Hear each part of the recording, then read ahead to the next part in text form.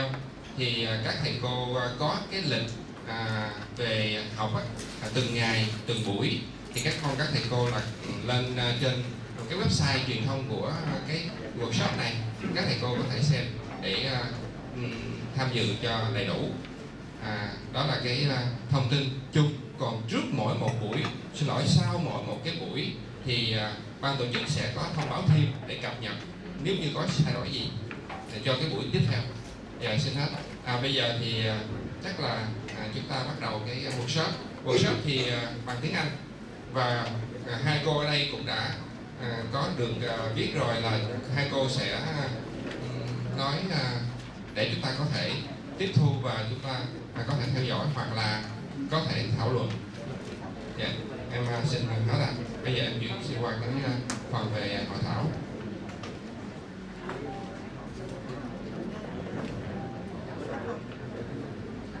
Good morning, everyone.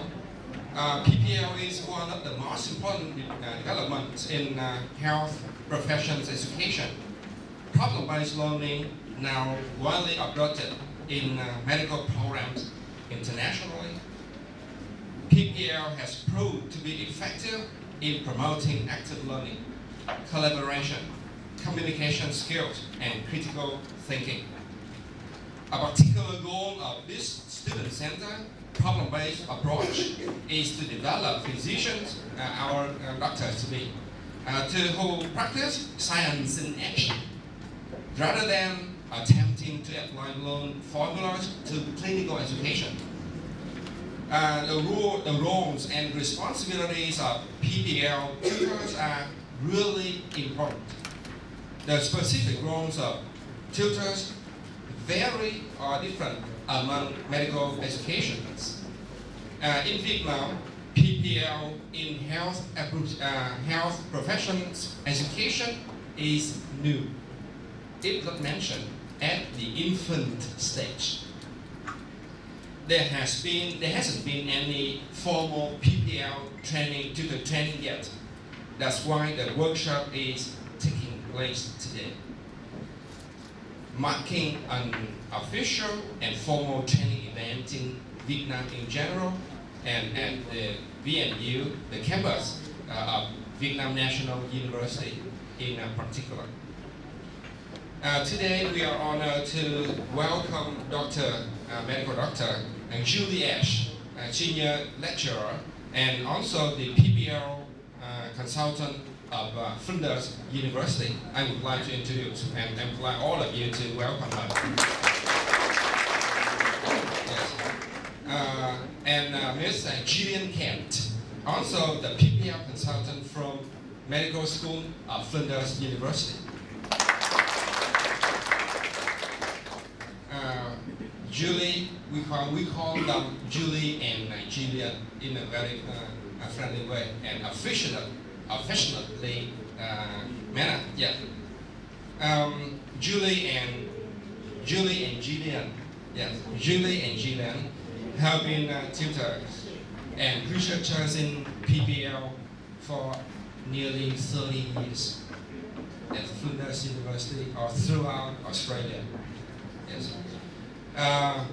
We also warmly welcome Professor Đặng Văn Phước, Dean of the VNU Medical School.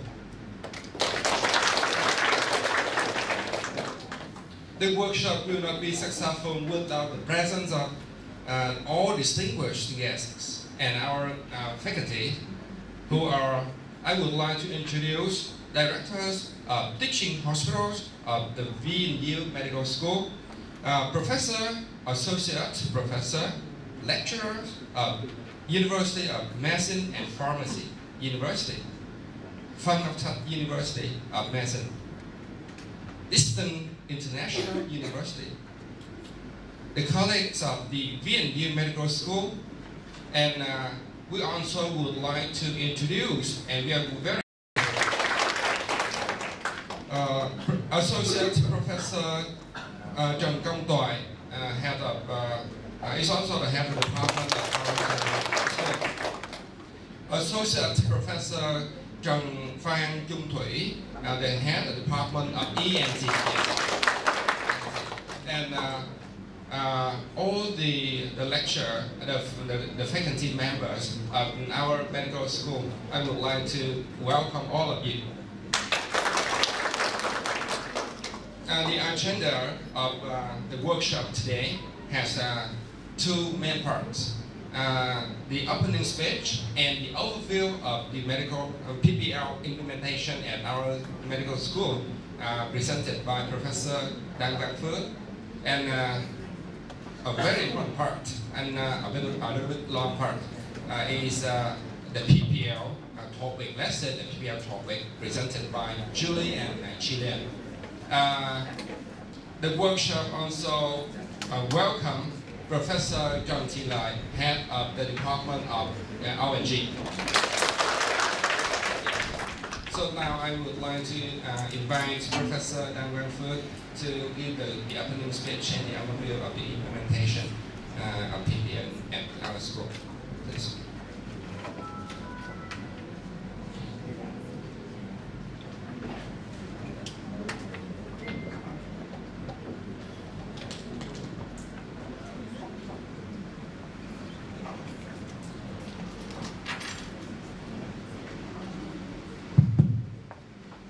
Good morning, everyone.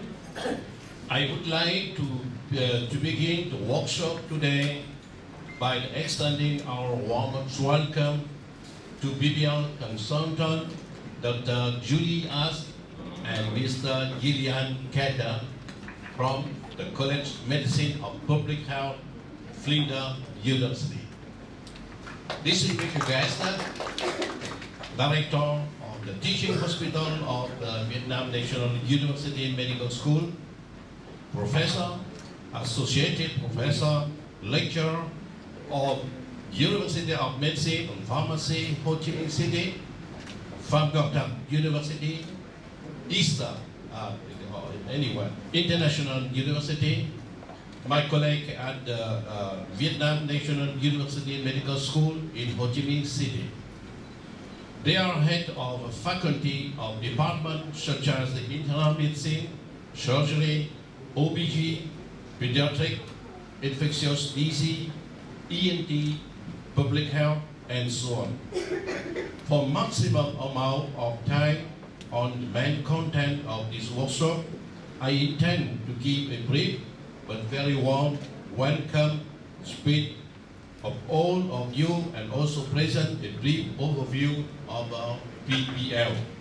This apply in our School of Medicine, Vietnam National University at Ho Chi Minh City. We call VNU Medical School, and we also call it Y Quốc gia as the short and affectionate name. This is the School of Medicine belong to the Vietnam National University. I think this is the PBL problem-based learning. This is must-do activity in the module integrated curriculum. And I would like to say this is the Faculty of Medicine or School of Medicine. We apply only, maybe this is the only School of Medicine we apply the system-based curriculum.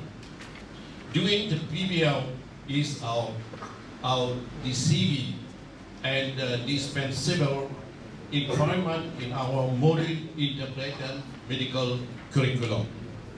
In the development orientation of the VNU Medical School, we focus on developing of the MD curriculum with criteria such as integration, adaptability, and standard alignment.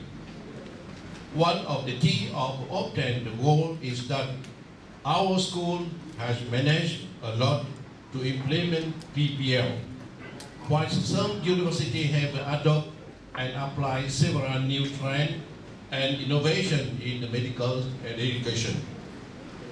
TBL, team-based learning, for example, you have been using in the most popular approach, PBL, as a trigger approach. Also, taking the initiative to do PBL is very challenging to us. We find that doing PBL is very difficult and rewarding, especially for our medical doctor to be. The student need to equip not only with medical specialization, but also with important skills such as active learning, communicating, speaking information, problem solving in teamwork, sharing ideas, developing and testing hypotheses. We can say for sure that PBL is an example for active learning, not rote learning. That is a very problem in the education system in Vietnam. And memorization, rote learning and memorization. That is a big problem with our education problem in Vietnam. The group together build skill and find solution. Thus, PBL is the effective model of medical teamwork and communication. It is necessary to contextualize, to standardize the model PBL implementation. We agree that the success of PBL will open the opportunity to create and elaborate knowledge in the group situation. There is a necessary for our medical school to contextualize and standardize of model PBL implementation. Let me make a brief description of how we do PBL at the School of Medicine, VNU Ho Chi Minh City. For the last 10 years at my school, PBL has been not only working in a small group, PBL has also applied in the context with large group. And PBL also been done in the individualized learning. We have got some findings from the realistic practice. Students could learn about multi-dimensional of a topic in medicine. PBL play a particular role in the implementing PBL. In fact, the order to become a confidence tutor, a teacher need is to observe a class and to receive formal staff training and development usually a must to understand the requirement for assessment. So tutor training is very important. Even experienced medical teacher may be unfamiliar we must learn. As far as we can see, the term PBL means different things in the different medical schools. We invited 2 PBL consultants from Flinders University to be here to share with us their 30-year experience in doing and managing PBL. Flinders has gained impressive achievement in health professional education. The PBL workshop provides information on the curriculum context of the PBL session, tutor responsibility, and expression to student role and contributor. In the follow-up, trainee tutor will observe and direct practice with the few sessions with 2 experienced effective PBL tutors. They are Julie and Gillian here. Once again, I want to affirm that PBL is an example of active learning, and if not to mention, in education 4.0. In contrast with rote learning and memorization, and in the workshop today, Julie and Gillian will share with us this with all of us. Time is moving on. I must leave my part here and cordially invite Julie and Gillian to share with us. We wish all of you a good morning. Before I forget, also wish you a good evening with our Vietnamese football team in Malaysia. Yeah, this is the big, very big event today, and we wish we are winning. The best wishes during also the Christmas season and Happy New Year. Thank you very much.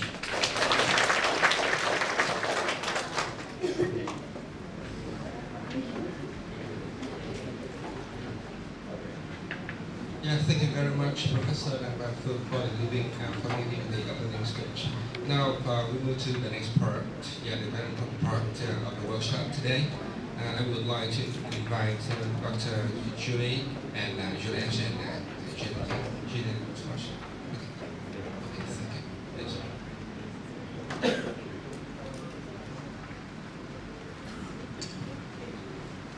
Good morning. Good morning, everyone. I am most honoured to be here.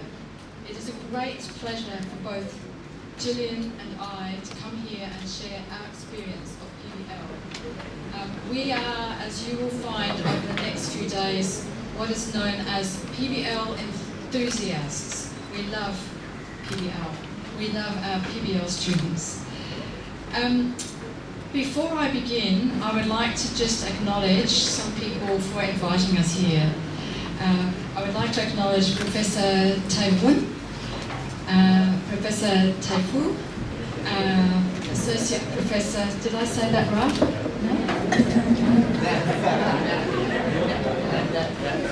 It's okay? What I should say to begin with is I am Australian, as is Jill, and we speak English in Australia, but we speak it with an accent, just as everybody here does. So if you find me hard to understand at first, I apologise. And also I apologise for my attempts at Vietnamese pronunciation, but I will keep going.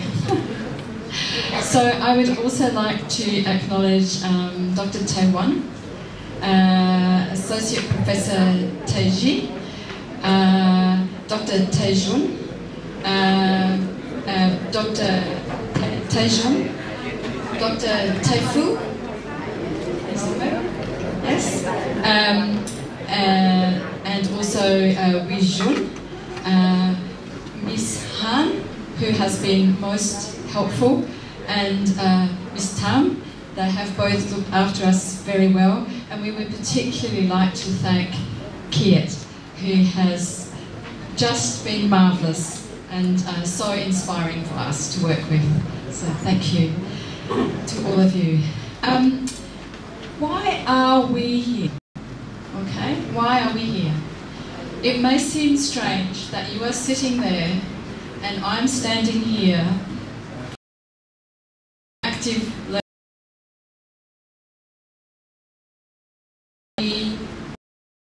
Problem-based learning helps us identify what we don't know, and you are here because of what you don't know. So formal learning like this, now find the pointer, and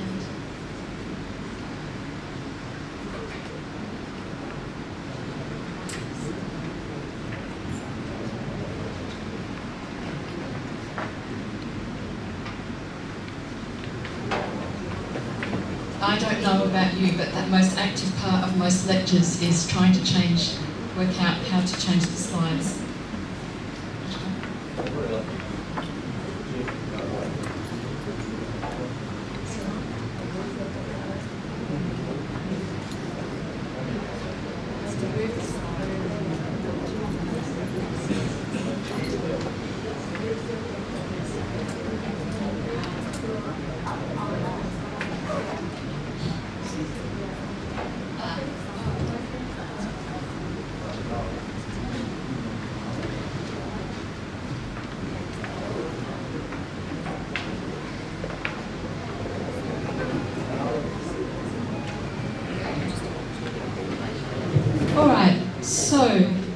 what are we going to talk about today? The first thing I want to do is actually define the innovation we are talking about, which is PBL as an active learning method. Then I want to talk about the implications of PBL for understanding learning and teaching, and then I want to explain the implications for curriculum design and delivery. Now, most of you are people who want to know how to do PBL tutors. So after this presentation, we will start to train you as tutors, but there is a bigger context in which you teach. So this presentation is about the bigger picture.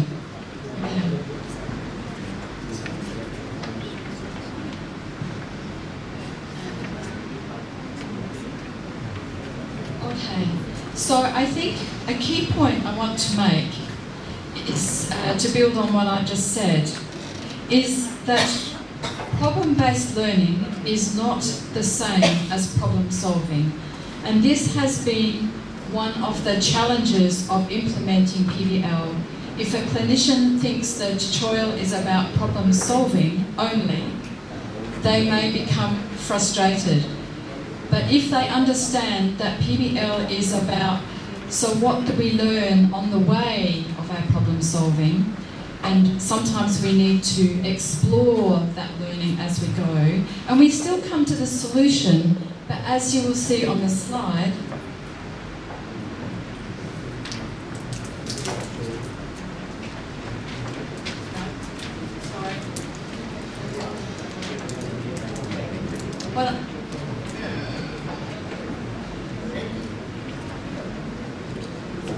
as you can see on the slide, I've tried to illustrate this graphically, that we still do the problem solving, but in the problem solving, we expand outwards to all the learning, which means that we can apply the learning we have with this one problem to other similar problems. We take that learning with us. So that is a key point.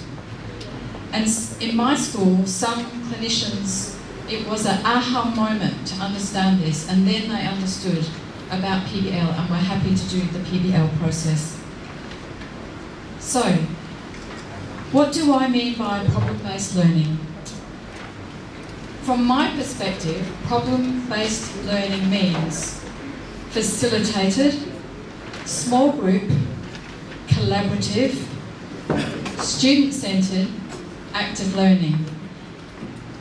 And I hope in this talk that by the end of the talk you will understand what I mean by facilitated, that is my role as a tutor, small group, and collaborative. Collaborative is the way the students learn, that it is student-centred, it is about the student learning, not what I want to teach, because that's been designed into the case, PBL case. It's about the collaborative learning and how the students are showing me their learning. And it is very active. The PBL case progressively presents a clinical problem. And like any of you, when you are first in an emergency room or see a patient for the first time, it stimulates you to recall what you know and think, what is going on here? What do I think this is? What is most likely? What is not likely? What is dangerous that I must also think of? We all think like that when we are clinicians. So the students are stimulated to ask questions and bring forward relevant knowledge. This case, for the students, is in fact one of their first patients. But instead of it being a real life situation, instead of it being a simulation in a hi-fi laboratory, it is what we would call a low-fi simulation, because it is a cognitive apprenticeship case. They need to think through, and the case makes the thinking very clear. As a tutor, I can see what each student is thinking by what they bring to the discussion, by what they write on the whiteboard. So these real cases drive curiosity for learning. And they find out what they don't know about clinical sciences. So now they are curious to know more.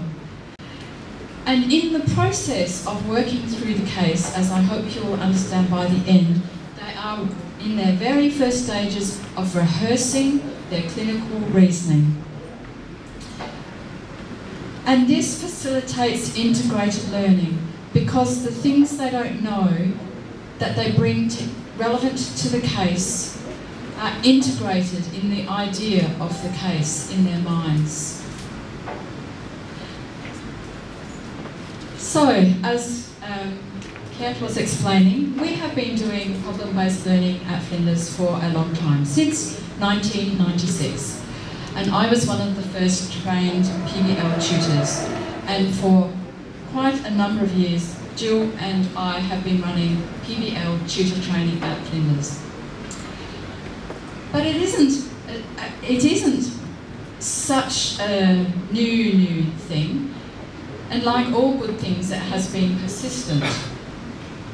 In the 1960s, Howard Barrows is a Canadian neurologist. He was based at San Francisco, University of California, San Francisco. He wanted to help his clinical students think about cases. He thought about how do we reason clinically, and he created a schema. I will show it to you. And that is the basis of PBL. In the 1970s, Howard Barrows went to McMaster University and they designed the very first integrated PBL-based curriculum. Other universities have picked it up. Through the 70s and the 80s, the University of New Mexico from the USA, who came and trained us at Flinders, the Harvard University, USA, who I've been to and visited, the Newcastle University of Australia, who also came to train us at Flinders. So you can see there has been a lot of sharing of this educational know-how, and now I come to share it with you. Flinders and the rest of the world began PBL in the 1990s. Now we see it across all the health professions. At our school they use it for speech pathology, for optometry, for audiology, many different sorts of health professions, and across the rest of the world. It's now no longer just an innovation, although for each school when they take it new, for them it is an innovation, but it is now regarded as a mainstream method for teaching in clinical education. Okay, so let us think about, thank you, active learning. Active learning is any learning that engages a student in doing. For example, remembering, thinking, reasoning, synthesizing, integrating, evaluating, critiquing. These are all thinking doings. These are active thinking activities.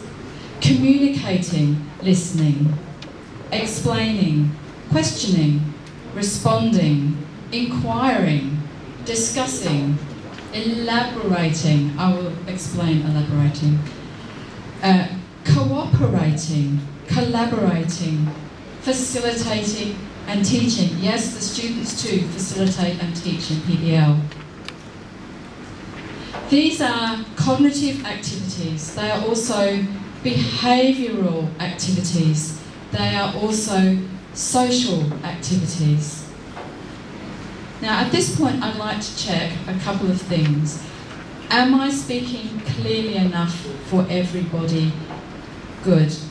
I'd like you to know that I will leave these slides with VNU to send to people in the audience. So that will help you if you are taking notes. Most of you who are involved in education may be familiar with Bloom's taxonomy. It is regarded as sort of as the kind of main framework for teaching and learning. And as you will see, this framework is all about doing. remembering, understanding, applying, analysing, evaluating, creating. And I would say, as health professionals, we go sideways from there into acting. We decide, we act. It's the highest point. Okay. So there is a good ground, solid ground in education that active learning is most effective. Let's think about active learning as a design principle. Active learning methods, however they are designed, help students engage in active thinking and doing. So problem-based learning is an active learning teaching method. Okay. It is the most student-centred of all of the active learning methods. It focuses much more on making explicit the student learning. But there are many other good methods for active learning. One of these is team-based learning, which we have commenced at Flinders. Team-based learning is a type of learning which includes a term you may be familiar with, the flipped classroom. And what happens is students do a lot of preparation before they come to their group work. But team-based learning is more structured and more teacher-driven than problem learning.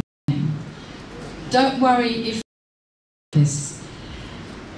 Another form of active learning, which is very, very traditional and popular and very effective in the clinical years, is case-based learning. I think most of you will be familiar with that. In a sense, problem-based learning is like a natural evolution of case-based learning so that we can dig a bit deeper into the scientific and social science knowledge and also the other factors around it. Case-based learning and PBL are very similar, but case-based learning is driven by the teacher, the work-integrated learning activities and clerkships. So active learning has a good place in most medical schools. I want to turn just briefly to the design of PBL. This is a diagram. Across the world, people have designed different versions of PBL to match their needs. And there are a number of axes. The sort of PBL I will be teaching you is known as problem first. It is the purest form of PBL. And it is the version of PBL used in many universities, McMaster, Harvard, Manchester in England, and there's a lot written about it. But as people are learning more about flipped classroom and are having to have models that are a little bit more time efficient for them, many are moving to more information first, where the students must prepare for the PBL. So you can keep this in mind when working out for Vietnam, for your PBL, where you want to be on that axis. PBL is what we call student-led. It is all about the student learning agenda and their learning needs. Other active learning methods are more tutor-led, and so the case-based learning is more in that type. But there is a spectrum. Okay, the other thing is that PBL is very learning-focused. It's all about the process of learning. We know the outcomes we want, but we focus more on everything we learn in getting there. But there are other sorts of active learning that are much more outcome-focused, where we actually want to get to a particular target. All right, next slide. So now I want to just tell you about the foundations of PBL so that you understand that this learning method has a strong basis in psychology and pedagogy.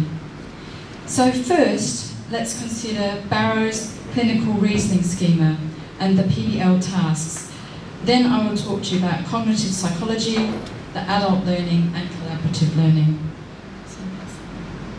So Howard Barrow, as I told you, was a neurologist, a clinician who wanted to improve the teaching of his students. And he had done some work trying to understand clinical reasoning at that time. Now, many of you who may read on education may think that what we know about clinical reasoning is that it's very context specific. But it seems there is a process, a generally common process, and this is the process. We start with the presenting complaint. Then we do what we would call a differential diagnosis, but he has called it the hypothesis. And we have a reason. I think it's this because. But we need to find more information. So we go through a process of inquiry. As a doctor, we may take more history, we will do some more examination, we will do some blood tests, and we'll start to prioritise which of those we will do, because we know some tests will change the management, they're the important ones, and we know some tests won't change the management, they're the less important tests. So again, we prioritise. But we get new information and we synthesise it. And we may do some cycles of refining. But eventually we come to a problem formation, which is we think it's most likely this kind of problem, and then we can act. Okay, start making decisions. So that is one foundation. Let's look then. So the active learning tasks we build into PBL.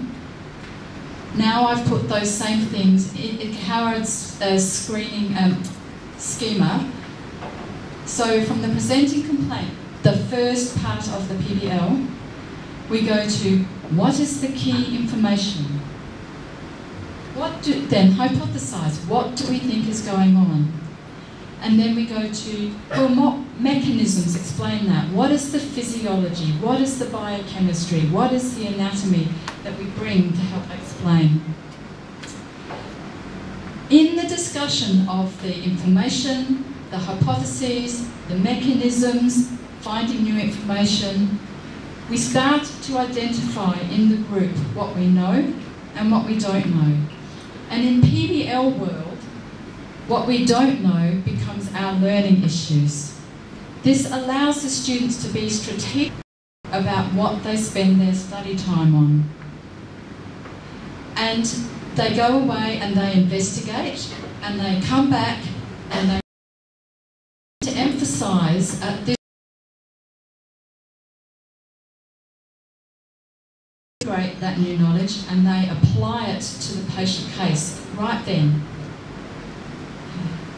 So if we think about the active learning tasks that they're doing, again, they are applying knowledge, they are analysing, they are rationalising, they are elaborating. Elaborating means they are building, they are expressing out, elaborating what they understand, but they are also building on their own knowledge.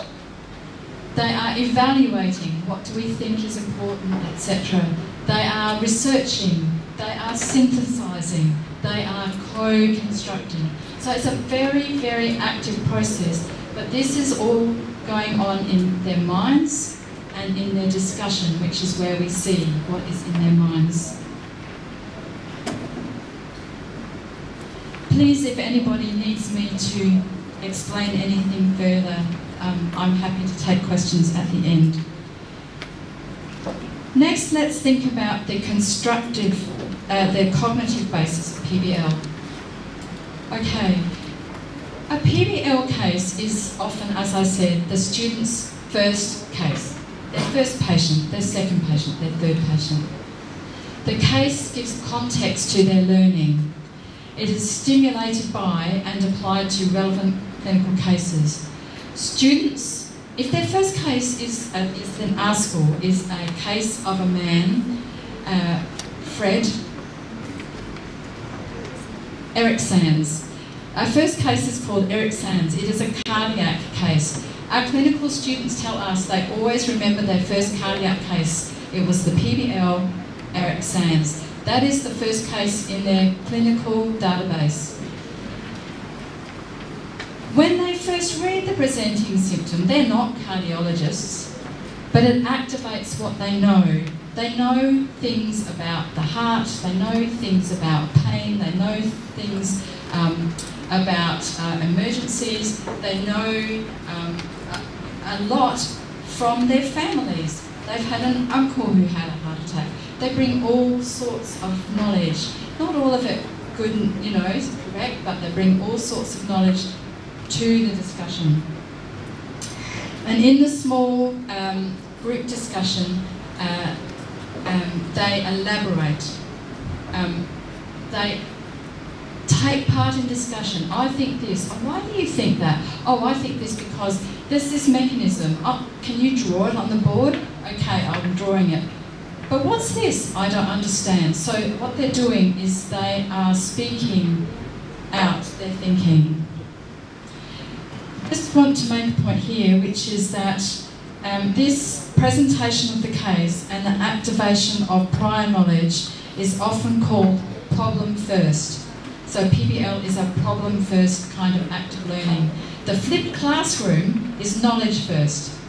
And then, so again, this is a point of difference that you can decide which way is most important for you, but we are in favour of problem first because of the curiosity. Hank Schmidt describes it as epistemic curiosity that is stimulated by the problem. Okay. So just to illustrate this, I'm not from Vietnam, but this creature, I think, may be familiar to some of you. Do people know what this creature is?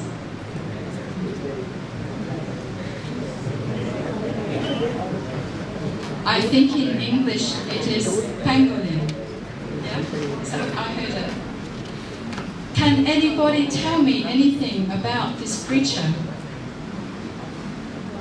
Anything? You may be shy in your English, but Kiet and Dr. Fu and others are happy to help translate. Tell me something about this.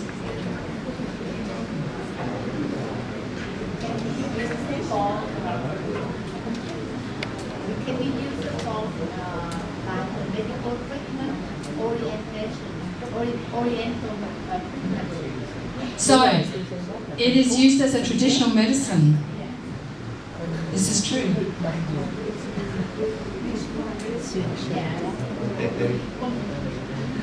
Why is it used as a traditional medicine? The scales. What does that mean in traditional medicine?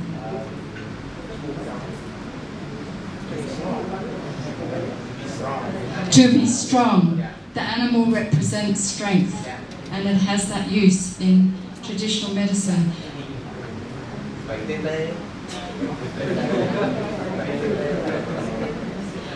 Is there a chemical basis for that? Do we know the pharmacology for that? Keratin. Keratin. Okay, so this conversation could have gone a number of ways. Somebody may have told me about its life in the rainforest. I don't know a lot about this creature, and I deliberately chose it as something I thought people would know about it.